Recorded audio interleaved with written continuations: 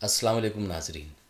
नाजरीन, आखिर वो वक्त आ गया जिसका हम सबको बेसब्री से इंतज़ार। नाजरीन, आज वो दिन है जिस दिन बिहार ने फैसला किया कि उनकी सरकार कौन सी होगी जो डेवलपमेंट करेगी, जो विकास का काम करेगी, जो बिहार को विकास की राह में आगे बढ़ाएगी। तो दोस्तों, आज लोगों ने वोट किया और बिहार में इस बार जो वोट हुआ है वो रिकॉर्ड तोड़ वोट हुआ है दोस्तों। और ये एक मतलब अंदाज़ा लगा सकते हैं आपके लोगों के अंदर में अपने अधिकारों को लेकर के, अपने राइट्स को लेकर के, अपने जो मुस्तकबिल हैं, उनका जो उनका फ्यूचर है उसको लेकर के लोग कितने जागरूक हैं कि वो ऐसी सरकार को चुनना चाहते जो उनकी पसंद की सरकार हो। इसलिए लोग घर से निकले और वोट किए। और उसमें सबसे ख़ास बात यह है कि किशनगंज में 79% 80% के आसपास बातें आ रही है कि वोट हुए हैं। तो इससे अंदाज़ा लगाइए कि किशनगंज में लोगों ने अपने कायद को, अपनी अपनी अपने लीडर को चुनने के लिए किस तरह से घरों से निकल कर के आए और वोट किया। उसके बाद जो न्यूज़ चैनलों ने एग्ज़िट पोल लेकर के आए, वो देख कर के आज भक्त तो बहुत खुश होंगे। तो क्योंकि उनकी सरकार बनती हुई दिख रही है एग्ज़िट पोल में, नॉट एग्जैक्ट पोल में। तो एग्ज़िट पोल में उनकी सरकार बनती हुई दिख रही है। और मुझे नहीं मालूम कि लोग कितना यकीन करते हैं इन एग्ज़िट पोल पर, क्योंकि मेरा जो एक्सपीरियंस है वो बड़ा बुरा रहा है। मैंने देखा है और आप लोगों ने भी देखा है कि जितने भी एग्ज़िट पोल पिछले कुछ सालों में आए हैं वो ज़्यादातर मतलब गलत साबित हुए हैं। बंगाल का इलेक्शन आपको याद होगा कि बंगाल के इलेक्शन में किस तरह से बीजेपी की सरकार बनाते हुए दिखा दी थी एग्ज़िट पोल में और सर्वे में, और किस तरह का माहौल बना था। और लेकिन वहाँ पे ममता बनर्जी ने पूरी मतलब बहुमत के साथ सरकार वो बनाई। और उसके बाद जिस तरह बीजेपी के का जो गुब्बारा था, जो झूठ का गुब्बारा था, वो फूट गया और लोगों ने वहाँ पर जो छोड़ करके टीएमसी भागे थे, उन्होंने कैसे अनाउंसमेंट कर कर के मतलब वापस टीएमसी में शामिल हुए। ये एक इतिहास था कि लोग किस तरह वापस आए और किस तरह से वहाँ पर ये जो मतलब सरकार के एंटी कैम्पेंसी की बात हो रही थी वो मतलब फ्लॉप साबित हुई। तो वो सर्वे भी बुरा था। पिछला बार 2020 का जो इलेक्शन था बिहार में, उसका उसकी भी जो सर्वे आए थे और एग्ज़िट पोल आया था, उसमें महागठबंधन की सरकार बनती हुई दिखाई थी। आप स्क्रीनशॉट देख सकते हैं। तो इसमें 161 कुछ मतलब ऐसे जो एजेंसीज़ हैं उन्होंने 161 सीट दे दिया था महागठबंधन को। और आपको तो पता है कि महागठबंधन सरकार नहीं बना पाई। तो इस तरह से बहुत सारे एजेंसीज़ हैं जो महागठबंधन की सरकार 2020 में बना रहे थे, लेकिन वो गलत साबित हुए।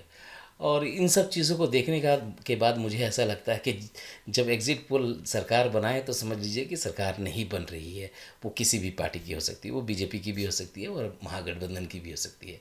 तो जब बीजेपी मतलब सरकार बनाते हुए दिखाए तो नहीं बन रही है, और नहीं बनाते हुए जिसकी दिखाए उसकी सरकार बन रही है। शायद हमको इस तरह से समझना पड़ेगा। देखिए, जो बातें आई हैं कि 7 करोड़ की आबादी है लगभग बिहार में, और 6 करोड़ लोगों ने इलेक्शन में भाग लिया है, और 6 करोड़ लोगों में 60,000 का सैंपल इस्तेमाल किया गया है।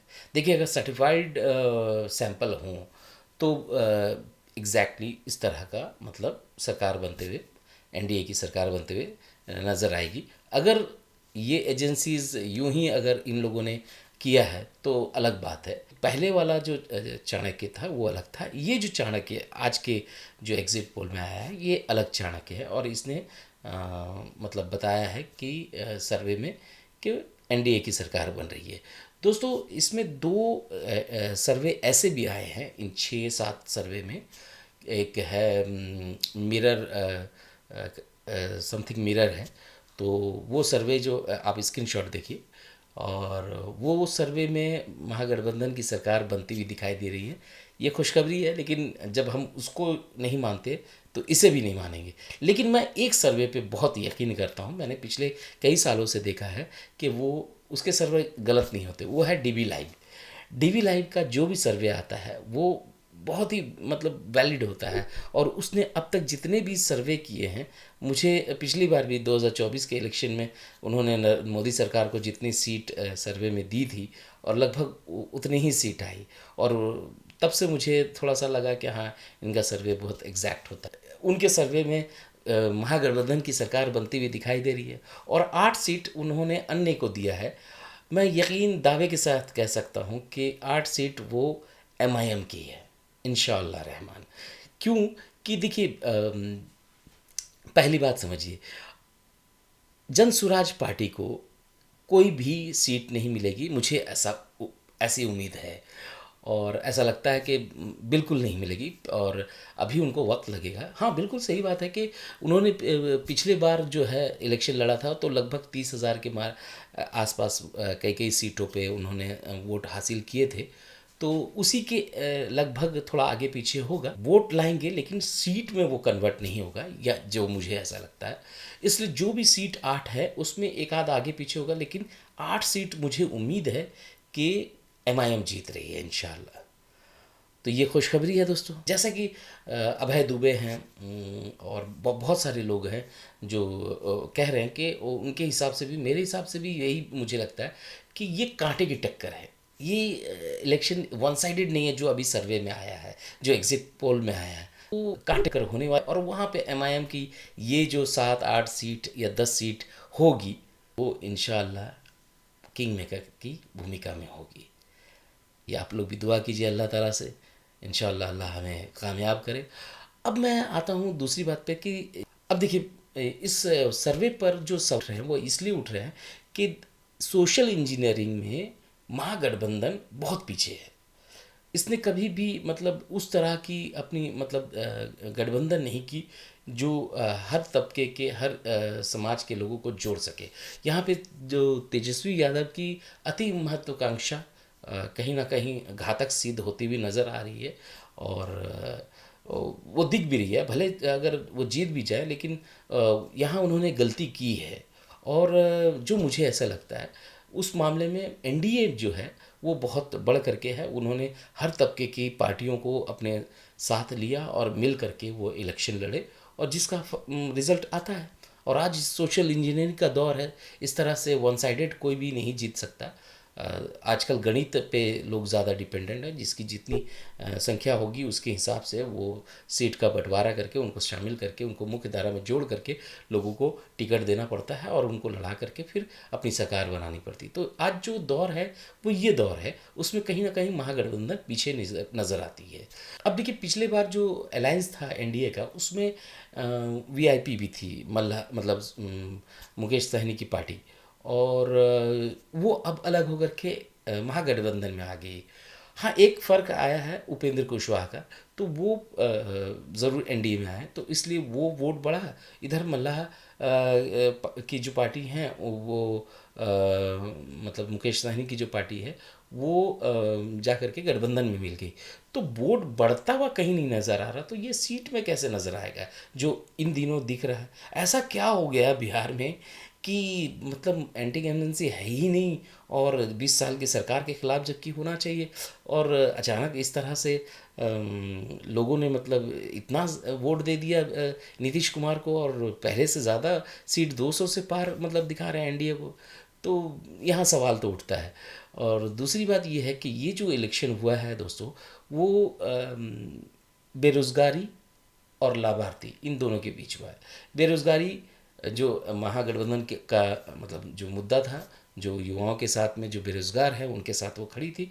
लेकिन लाभार्थी, नीतीश कुमार ने जो 10,000 का जो मतलब पैकेज अनाउंस किया, उसकी वजह से महिलाओं में एक नीतीश कुमार को लेकर के एक पॉजिटिव थिंकिंग बन रही थी, जिसका शायद असर हो, महिलाओं के मतलब का वोट ज़्यादा नीतीश कुमार को मिला हो, एनडीए को मिला हो। तो अब देखिए, यही बातें होती है कि जो भाजपा सरकार पहले अरविंद केजरीवाल को कोसती थी कि फ्री बीज जो है वो देश के लिए घातक है, और आज इस तरह से पैसे बांटे जा रहे हैं खुलेआम, तो ये सवाल तो उठता ही है दोस्तों। सबसे अहम बात ये है कि कांग्रेस का समझ में नहीं आ रहा है, इस पूरे खेल में सबसे कमज़ोर कड़ी जो है वो कांग्रेस साबित हो रही है। और मतलब उसको बहुत कम सीट मिलती हुई दिख रही है। अगर ऐसा हो जाता है तो उन्हें सोचना होगा कि वो किस दबाव में हैं, राहुल गांधी किस दबाव में है। क्योंकि बिहार में जो है वो ज़्यादातर मतलब मुकेश सहनी के साथ नज़र आए और वो वोट को साधने की कोशिश किया उन्होंने। लेकिन उनके ज़्यादा रैली भी नहीं हुए, सभाएं नहीं हुई और उस तरह का कंपेनिंग नहीं हुआ। शायद पिछली बार की तरह भी वही कहा जाए कि राजद या तो फिर तेजस्वी हो सकता है कि उन्होंने मना किया हो कि भाई राहुल के बिहार में कंपेनिंग करने से कांग्रेस मजबूत होगी और वो नहीं चाहेंगे कि कांग्रेस मजबूत हो। अलायंस में होना अलग बात होती है। तो यहाँ पे थोड़ी सी मतलब जो है कांग्रेस की स्ट्रैटेजी समझ में नहीं आ रही है और उन्हें सोचना होगा कि दिन ब दिन उनकी सीट कम क्यों होती जा रही है। अब रही बात, देखिए ये तो तय था कि राजद जो है वो सबसे बड़ी पार्टी के तौर पे उभरेगी क्योंकि उनके पास सबसे ज़्यादा टिकट थे और वो लड़े भी हैं तो उनको ज़्यादा सीट आने की चांसेस है। और सेकंड पोजीशन पे जो पार्टी होगी बिहार में वो नीतीश कुमार की होगी। वो बड़ी पार्टी होगी एनडीए में, ऐसा ऐसी उम्मीद लगाई जा रही है। तो वो जब मुख्यमंत्री की बात आएगी, उनके चेहरे मतलब कुर्सी की बात आएगी, तब फिर भाजपा शायद यहाँ पर ऐतराज़ करे और फिर वहाँ से मामला बिगड़ना शुरू हो जाए। क्योंकि नीतीश कुमार ने कैंप कर लिया, वॉर रूम में आ गए हैं और वो अपने पसंदीदा जो भी उनके साथी हैं उनके साथ वॉर रूम में डटे हुए हैं। और मुझे लगता है कुछ नई खिचड़ी पक रही है और काउंटिंग के दिन 14 नवंबर को 10-11 बजे कुछ खेला हो सकता है। अगर भाजपा ने कुछ इस तरह का मामला क्रिएट किया तो शायद फिर नीतीश कुमार को नए सिरे से सोचना पड़ेगा और फिर महागठबंधन के साथ सरकार बनने के चांसेस नज़र आते हैं। क्योंकि देखिए जब भी अमित शाह से पूछा गया है तो उन्होंने इस मुख्यमंत्री के मामले में कन्नी काटा है, जबकि कहा कि नीतीश जी के नेतृत्व में हम इलेक्शन लड़ रहे हैं। तो जब अभी रिज़ल्ट आएगा तो यहाँ ये खेला होना बाकी है और शायद भाजपा ने संजय झा और ललन सिंह को कुछ काम दे रखा हो जो 14 तारीख को पता चलेगा कि कुछ भी हो सकता है जेडीयू के साथ। इसलिए नीतीश कुमार सतर्क हैं और वो फिर पलटी मारने में तो माहिर हैं, ये तो सबको पता है। तो वो किसी भी वक्त पलटी भी मार सकते हैं। तो ये जो खेला हो रहा है मतलब बिहार में अभी बहुत कुछ आना है, इंटरेस्टिंग है।